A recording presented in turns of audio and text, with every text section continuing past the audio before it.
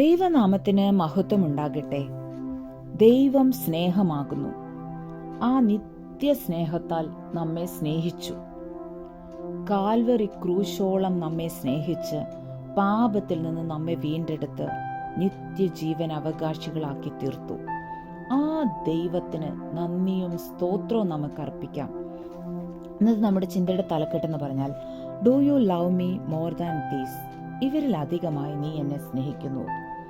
ഇതിന് ആധാരമായിട്ടുള്ളത് വചനം നമുക്ക് വായിക്കാം. യോഹന്നാൻ 21:15, ജോൺ 21:15. ഇവിടെ യേശു കർത്താവിന്റെ ശിഷ്യന്മാരിൽ ഒരാളായ ശീമോൻ പത്രോസിനോട് ചോദിക്കുന്ന ഒരു ചോദ്യമാണ്, യോഹന്നാന്റെ മകനായ ശീമോനെ, നീ ഇവരിൽ അധികമായി എന്നെ സ്നേഹിക്കുന്നുവോ? യേശു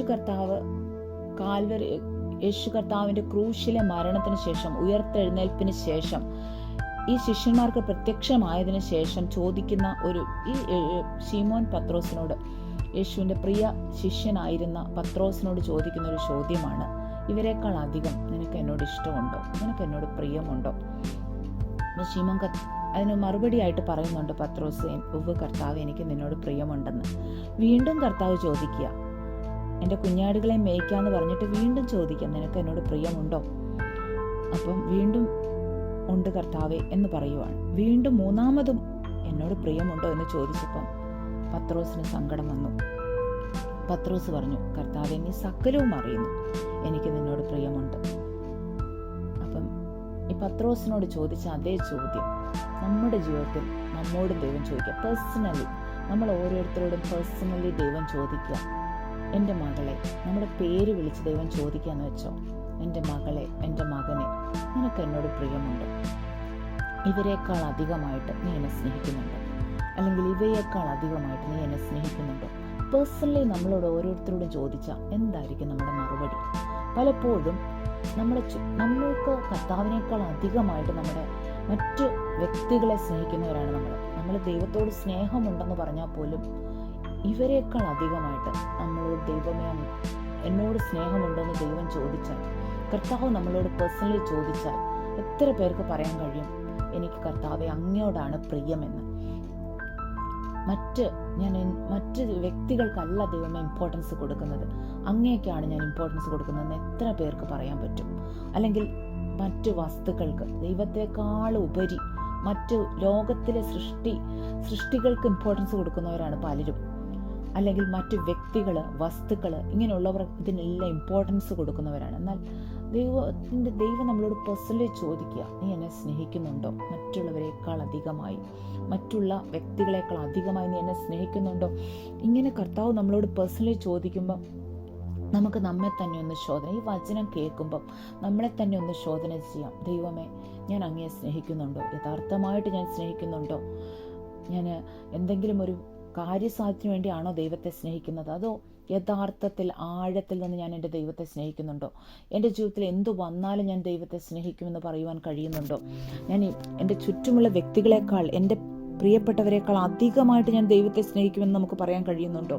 അപ്പം നമ്മൾ നമ്മുടെ ജീവിതത്തെ തന്നെ ഒന്ന് ശോധന ചെയ്യാം. ഈ പത്രോസിൻ്റെ ജീവിതത്തിൽ ദൈവത്തെ അധികമായിട്ട് സ്നേഹിച്ചു എങ്കിലും 3 പ്രാവശ്യം ചോദിച്ചപ്പോൾ പത്രോസിനൊരു ദുഃഖം ഹൃദയത്തിൽ വന്നു.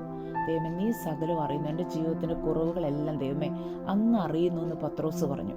എൻ്റെ ജീവിതത്തിൽ എന്തെല്ലാം കുറവുകൾ വന്നിട്ടുണ്ട്. ഒത്തിരി തീഷ്ണതയോടെ നിന്നാണെങ്കിലും പത്രോസിന് ദൈവത്തെ തള്ളി പറയേണ്ട അനുഭവങ്ങളൊക്കെ കടന്നു വന്നിട്ടുണ്ട്. അപ്പോൾ ആ കുറവുകളെല്ലാം അറിഞ്ഞുകൊണ്ടാണ് ദൈവം പത്രോസിനെ അത്രമായിട്ട് സ്നേഹിച്ചത്. നമ്മുടെ ജീവിതത്തിലും നമ്മുടെ കുറവുകളെല്ലാം ദൈവത്തിന് അറിയാം. എങ്കിലും ദൈവം നമ്മളെ അധികമായിട്ട് സ്നേഹിക്കുക. പേഴ്സണലായിട്ട് നമ്മുടെ ഉള്ളത്തോട് ദൈവത്തിൻ്റെ ആത്മാവ് പറയുവാണ്, ഇവരെക്കാൾ അധികമായിട്ട് നിനക്ക് എന്നെ സ്നേഹിക്കാൻ കഴിയുമോ? ഇവയിൽ ചുറ്റുമുള്ള വസ്തുക്കളിൽ അധികമായിട്ട് എന്നെ സ്നേഹിക്കാൻ കഴിയുമോ? എങ്കിൽ പത്രോസിനോട് ഇവിടെ പറഞ്ഞു, എൻ്റെ ആടുകളെ മേയ്ക്കാം. നമ്മളോട് പേഴ്സണലായിട്ട് ദൈവം പല കാര്യങ്ങൾ ചെയ്യാൻ പറഞ്ഞിട്ടുണ്ടാവും, പക്ഷെ നമ്മൾ അതിനെല്ലാം ഒരു ഡിലേ വെച്ചുകൊണ്ടിരിക്കുക. അപ്പോൾ ദൈവം നമ്മളോട് ചോദിക്കുന്ന ഒരു ചോദ്യം, എന്നെ അധികമായിട്ട് നീ സ്നേഹിക്കുന്നുണ്ടെങ്കിൽ ഞാൻ പറഞ്ഞ കാര്യങ്ങൾ ചെയ്യുക. ഇവിടെ പത്രോസിനോട് ആടുകളെ മേയ്ക്കാൻ പറഞ്ഞു. നമ്മളോട് പേഴ്സണലി ദൈവം പല കാര്യം ചെയ്യാൻ പറഞ്ഞിട്ടുണ്ടാവും, പക്ഷെ നമ്മളത് ഡിലേ വെച്ചുകൊണ്ടേ ഇരിക്കുക. അപ്പം ഇന്ന് ദൈവത്തിൻ്റെ ശബ്ദം കാതുകളിൽ മുഴങ്ങുമ്പം ഇവയിൽ അധികമായിട്ട് നീ എന്നെ സ്നേഹിക്കുന്നുണ്ടെങ്കിൽ ഞാൻ നിന്നോട് പറഞ്ഞ കാര്യം എന്തുകൊണ്ട് നീ ചെയ്യുന്നില്ല എന്ന കർത്താവ് ചോദിക്കുന്നത്. അപ്പം നമ്മളോടെല്ലാം പേഴ്സണലി ദൈവം ചില കാര്യം ചെയ്യുവാൻ, കർത്താവിനോട് ചിലത് ചെയ്യുവാൻ നമ്മളെ ഏൽപ്പിച്ചിട്ടുണ്ട്. ഓരോരുത്തർക്കും ഓരോ കാര്യം ദൈവം ഏൽപ്പിച്ചിട്ടുണ്ട്. ഓരോ ശുശ്രൂഷ ദൈവം ശുശ്രൂഷ ഏൽപ്പിക്കാത്ത ആരുമില്ല.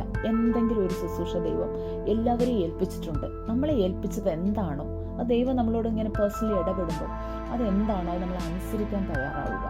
ദൈവമേ, ഞാൻ അനുസരിക്കുന്നു. ഇതാ കർത്താവേ, സകലവും ദൈവം അറിയുന്നു, എൻ്റെ കുറവുകളും ദൈവം അറിയുന്നു. പക്ഷേ ദൈവമേ, ഞാൻ അങ്ങയെ സ്നേഹിക്കുന്നു. അങ്ങയുടെ ആ ഒരു കൽപ്പന അനുസരിക്കാൻ ഞാൻ തയ്യാറാണ് ദൈവമേ. ഞാൻ ഇതുവരെയും ദൈവത്തോട് മറുത്തു നിന്നു കർത്താവേ. എന്നാൽ ഇന്ന് ഞാൻ ദൈവസന്നിധി സമർപ്പിക്കുന്നു. ദൈവം പറഞ്ഞ ആ കാര്യം ഞാൻ അനുസരിക്കാൻ തയ്യാറാണെന്ന് എത്ര പേർക്ക് ഏറ്റു പറയാൻ കഴിയും?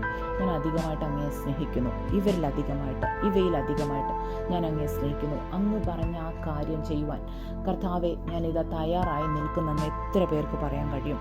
നമ്മളെ തന്നെ ദൈവസന്നിധി സമർപ്പിച്ചിട്ട് നമുക്ക് പറയാം, ദൈവമേ, ഇതാ ഞാൻ സമർപ്പിക്കുന്നു, എന്നെ തന്നെ സമർപ്പിക്കുന്നു. ഇതുവരെയും ദൈവമേ പല വസ്തുക്കളെ അല്ലെങ്കിൽ പല വ്യക്തികളെ ഞാൻ ആ കർത്താവിൽ അധികമായി സ്നേഹിച്ചു പോയി. എന്നോട് ക്ഷമിക്കണമേ. ഇന്ന് ഞാൻ തീരുമാനം എടുക്കും, ദൈവമേ, ഞാൻ അങ്ങേ അധികമായി സ്നേഹിക്കുന്നു. അങ്ങ് എന്നോട് പറഞ്ഞ ആ കാര്യം ചെയ്യുവാൻ ഞാൻ തയ്യാറാവുന്നു കർത്താവേ. ഹല്ലേലൂയ. അതിനായിട്ട് നമ്മെ തന്നെ അങ്ങോട്ട് താഴ്ത്തി സമർപ്പിച്ചിട്ട് ദൈവത്തോട് പറയാം, ഇതാ ഞാൻ തയ്യാറാകുന്നു കർത്താവേ, ഞാൻ അങ്ങേ സ്നേഹിക്കുന്നെന്ന്. ഈ വചനങ്ങളാൽ ദൈവം നിങ്ങളെ അനുഗ്രഹിക്കട്ടെ. നമുക്ക് പ്രാർത്ഥിക്കാം. സ്വർഗസ്നായ ഞങ്ങളുടെ പിതാവേ, കേൾപ്പിച്ച നല്ല വചനത്തിനായി നന്ദി കർത്താവേ. ഇവരിൽ അധികമായി എന്നെ സ്നേഹിക്കുന്നു എന്ന് കർത്താവെ അങ്ങ് ചോദിച്ചപ്പോൾ കർത്താവെ, ഇതാ സ്നേഹിക്കുന്നു കർത്താവേ എന്ന് പറയുവാൻ ഞങ്ങളെ ബലപ്പെടുത്തണേ എന്ന് പ്രാർത്ഥിക്കുന്നു. എൻ്റെ കർത്താവ് അങ്ങനെ ചെയ്തിരിക്കാൻ നന്ദി. യേശുവിൻ്റെ നാമത്തിൽ തന്നെ, ആമേൻ.